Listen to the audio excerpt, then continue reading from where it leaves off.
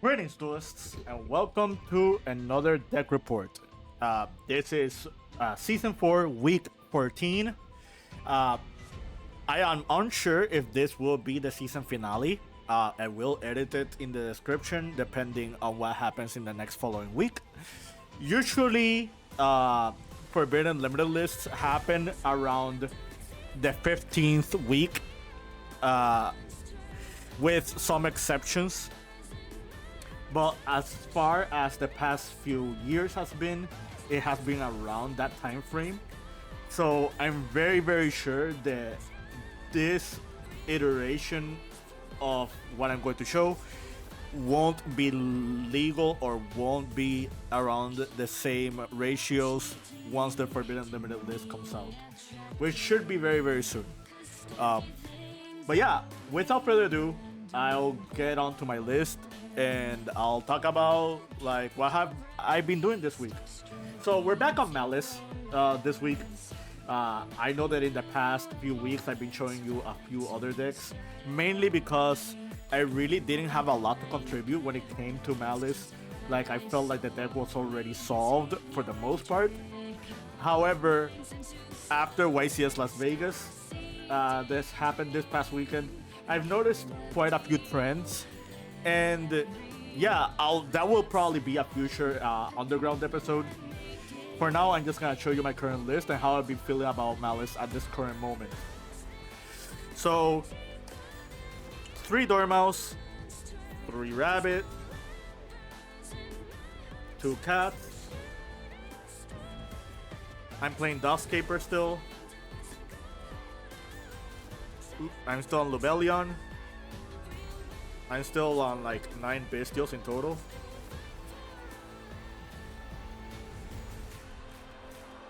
I decided to play 12 Dangers this week. A little bit more than the usual amount. Which means I put back Chupacabra.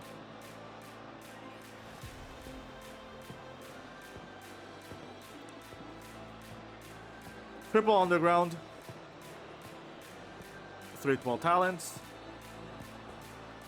2 enemy controllers. Regained Gold Sark.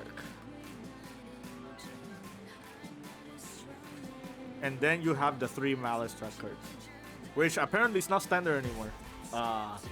Again, future underground episode. And the main deck is 43 cards. Extra. Decoder, Linger Evil, Lizardos, IP, SP, Cerberus, Phoenix, Red, White, Crypt, Access Code, Firewall, Griffin, Abow, and Detonator. We're still on Metatronus. Shifter, the Metatronus aforementioned, Back Row Wipe, Thrust, Impulse, and Sullen Judgment. So, this is how I've been feeling about Maliss as of late.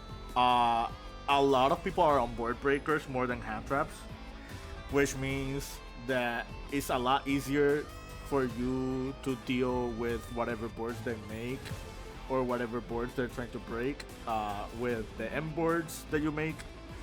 Like the Abawaku line with SP Griffin is just very good against board breakers. Like, yes, they can get rid of this board, but you still have the supplementary board of 06 with Binder and like the Malice disruptions, while still having these cards intact. And if they cannot kill you this turn, like these cards just come back. And when these cards come back, it's pretty much game over. Like, I won one game because my Ryziel opponent tried to break my board. They tried to OTK. I had 200 life points left, and I got back these 3.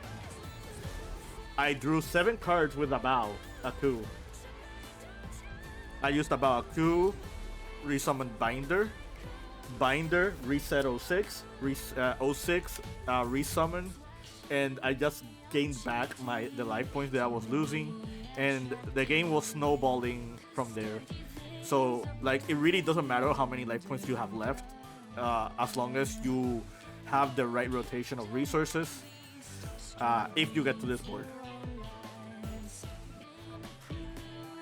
so I've been wanting to cut Metal Tronus. I feel like a lot of people are just going to play around Metal Tronus and now, after like how popular it has been, be it by Crossout, Impulse, Ash, other means.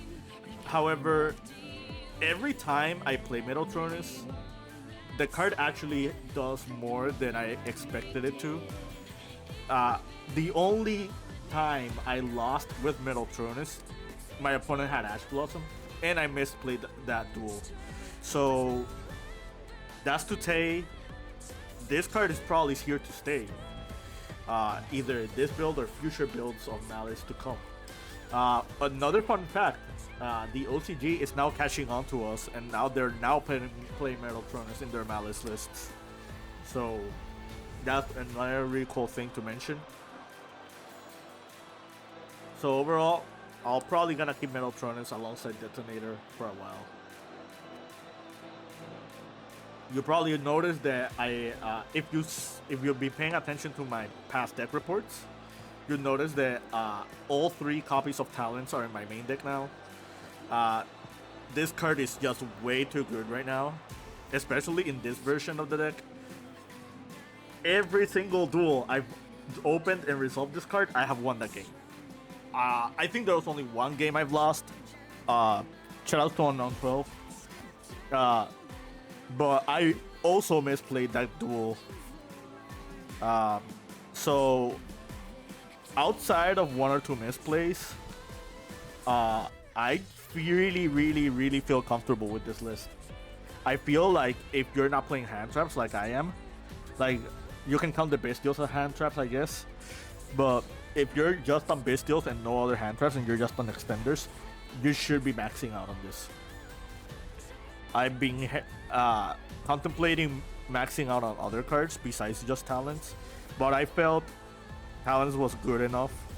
I feel like Metal Tronus is just finding the side, despite the fact that 90% of my opponents this past week have been Ryzeals opponents. So, yeah. I didn't draw enemy controller this week, funnily enough. I played over 10 matches and like over 50 matches, and I almost didn't draw this card. So I don't know what happened there. Like I'm on 43 cards, so it's not like I don't get to see my engine enough times. So I put back Chupacabra. I mainly just wanted to play an super aggressive approach with the deck. I just wanted to see if I could draw into my resources as much as I could. And until we get back Tsushinoko and Jackalope to 3, I'm probably cutting Chupacabra. I've opened this card alongside no other dangers like 3 to 4 times in the past week, which is very unfortunate because it's 43 cards. You shouldn't be drawing the one of Chupacabra more than you should be drawing your other dangers, but it has happened. I really do like Bigfoot though. Bigfoot has been very helpful, as even when my opponent snipes the Bigfoot, worst case scenario, the Bigfoot just becomes an MST. Like I had a Ryzeal opponent that just sniped my Bigfoot, and the Bigfoot just threatened his Ryzeal cross by trying to pop it, and that made the game a lot easier for me to deal with. Because if there's something that bothers me when it comes to Ryzeal, it's not just the detonator, it's pretty much the Ryzeal cross being able to negate on the spot. So just having a card that's spot removal for that, as well as just a big enough body that can run over Dual Drive or run over the Photon Blast Star Leech Dragon, like it's just very helpful. I've also won two games this week by adding this to hand and having a bow become an extra interruption by popping with Bigfoot. So yeah, um, I'm probably sticking to Dangers for a while now, for a while more.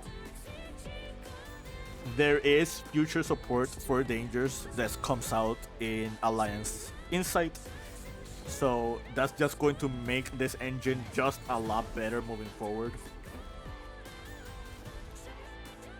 If you can guess what that card is, kudos. Until it arrives, I probably won't mention it unless it's an underground video. So I've been seeing a lot of people play just 5 Bestials, just Saronir. I've also been seeing a couple of people playing Lubellion now. Like, people are catching on to Lubellion on Maliss, which I really think is correct. It's just so worth it. It's like an extra body. It's an extra draw with Branded Regained. I've been seeing people on the Fiendsmith version and Necroquip giving you an extra card after you pitch Lubellion. It also does come up.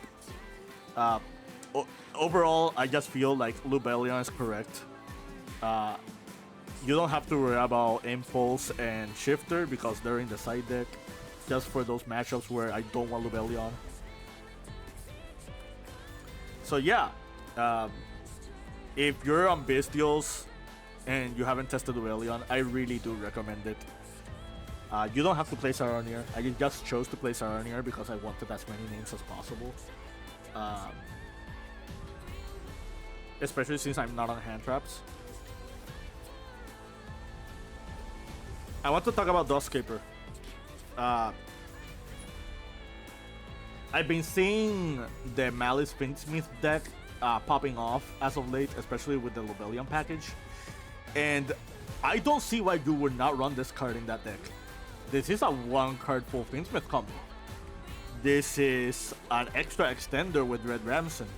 You're not playing Impulse in your list, so you might as well not feel obligated with conflictions with your engine with this card. Like, it's not a bad draw, it's not a bad extender, it's like...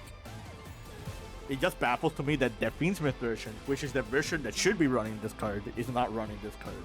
And they are playing Red Ramson on their list, so it's just unorthodox to me that they're not running it. I've won 3 to 4 games because of this card's graveyard effect. One example I can give you is I played against a Mitsurugi opponent and they did Amino to try to wipe out my entire board. I had a bow chained to bring back Dustscaper, and I had Dustscaper alongside Druid's Worm. So I went chaining 1 Druid's Worm, chaining 2 Dustscaper to come back from the graveyard. And since I'm chain blocking, they cannot negate this with the Murakumo, and they cannot negate this with the Mitsurugi trap card. So yes, that situation did come up. Shout outs to Aurico. Another really cool thing that you can do with Dustscaper is like when you're doing massive chain blocks, blank chain blocks to avoid like those hard counter cards. It doesn't have to necessarily just be this. It could also be with Ramson's effect, with Link Decoder, with a few other cards. This card is also really helpful. If you have IP Masquerena in your end board, like if you have IP on your end board, you can IP with the Dustscaper for SP, or with a Malice name for Binder, or for Ramson, or for a Nightmare Monster. You can do this with any of these cards and just start chain blocking to avoid your opponent using direct disruption for these cards. Like,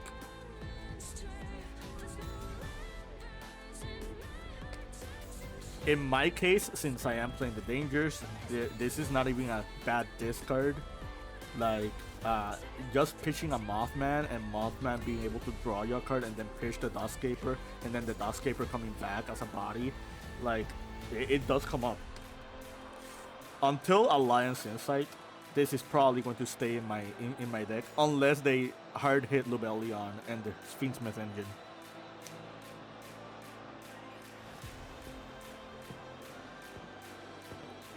I don't think there's much else to bring up. Uh, like, I'm pretty much sticking with this Malice ratios. Like, the debate of three cats has been around, but again, I am playing Danger, so I should be seeing my Malice names enough times.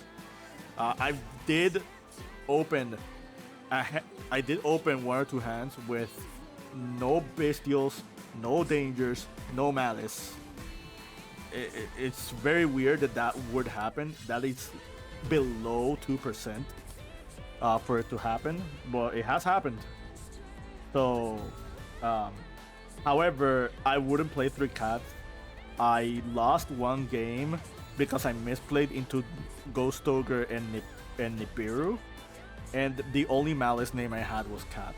If the Malice name that I had was Dormouse or Rabbit, I would have won that game. So, yeah. I will say I did misplay that game, so it's fair enough. But yeah, this has been my list. I really do feel comfortable with Malice this format. I have been Lanciad a bunch of times, and sometimes I win, sometimes I lose. I've been facing mainly just Ryziel this entire past 2 weeks. I faced almost no mirror matches, but I did play one or two mirror matches and I have lost like one or two of them. But again, in this format, you just have to like play the cards right, and if the time is for you, it is for you. But yeah, overall, I like my list. I might update it in the future. We'll see what goes on after that. Keep practicing and keep dueling.